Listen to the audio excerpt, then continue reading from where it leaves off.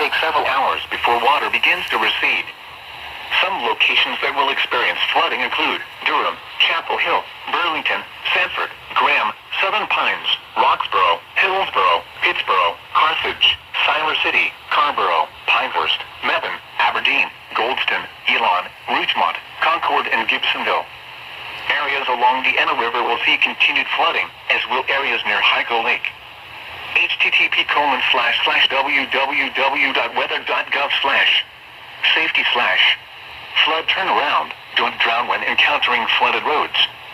Most flood deaths occur in vehicles. Be especially cautious later tonight after sunset when it is harder to recognize the dangers of flooding.